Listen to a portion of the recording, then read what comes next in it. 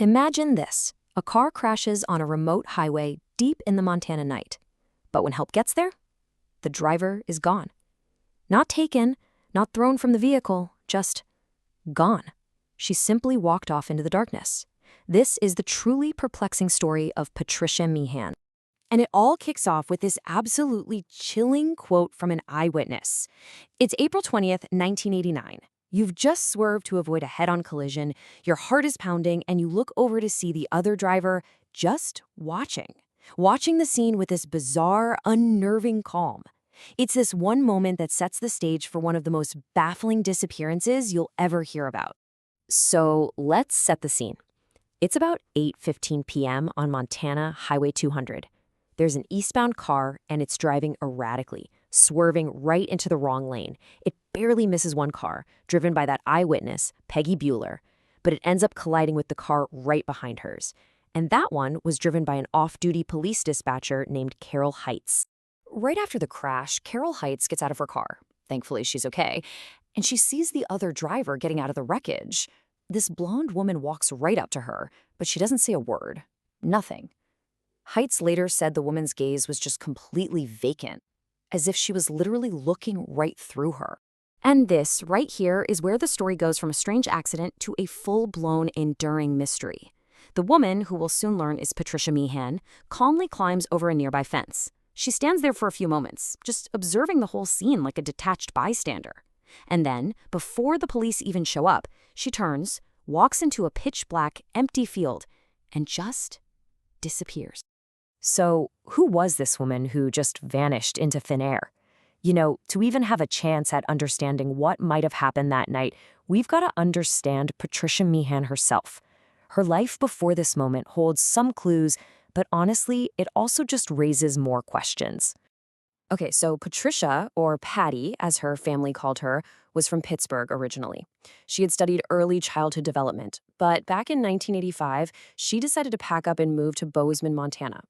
She had this deep love for animals and wanted to be a ranch hand.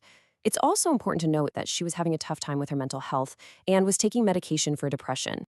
Now, in the days leading up to her disappearance, there were some pretty clear warning signs. Just the day before the crash, she called her dad and told him she was under a ton of stress and that she wanted to come home to Pittsburgh. Her landlord saw her that day too and said her behavior was really unusual, describing her as hyper. Something was definitely off. And this brings us to what might be the biggest head-scratcher of the whole case. The crash happened near Circle, Montana. That's over 380 miles away from her home and her job in Bozeman. She was driving in the complete wrong direction on this remote highway for no reason anyone can figure out. To this day, nobody knows why she made that journey. So, with her car just left at the scene, police immediately started searching for Patricia in this vast, empty landscape all around the highway. And what they found? Well, it only made the whole thing even weirder. About 3/4 of a mile from the crash site, investigators found a set of tennis shoe tracks they were pretty sure were hers. So they followed them for hours, deep into the cold Montana night. But then, at 3 in the morning, in the middle of a totally empty field, the tracks just ended. They just stopped. No sign of a struggle, no car tracks, nothing. It was like she was just plucked right out of the landscape. You can only imagine the panic. Her devastated family flew out to Montana and organized this massive search effort. They had local volunteers, they scoured the rugged terrain on horseback, on ATVs, they even had helicopters in the air. They checked everywhere, every building, every ravine, even old abandoned coal mines in the area. But they found absolutely zero trace of Patricia. So the physical search turns up nothing, and the case enters this new, really bewildering phase. All of a sudden, reports start flooding in from all over the country. People everywhere thought they had seen Patricia Meehan. And I'm not talking about a few tips. The sheer volume was just staggering. Over the next few months and years, investigators and her family got more than 5,000 reported sightings. The challenge became, how do you find a real lead in all of that noise? And some of these sightings were incredibly specific. Just 2 weeks after she vanished, a woman matching her description sat in a Hardee's in Minnesota for over 5 hours.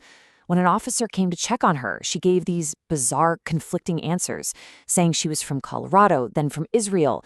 Then there were sightings in South Dakota, then weirdly back in Montana near her home. And then a possible trail started to emerge, heading west towards Washington State, which is where her sister lived. This really puts the huge challenge for investigators into perspective. By June of 1989, just over a month after she disappeared, there had already been more than 25 reported sightings. But out of all those leads, the police could only confirm 3 of them.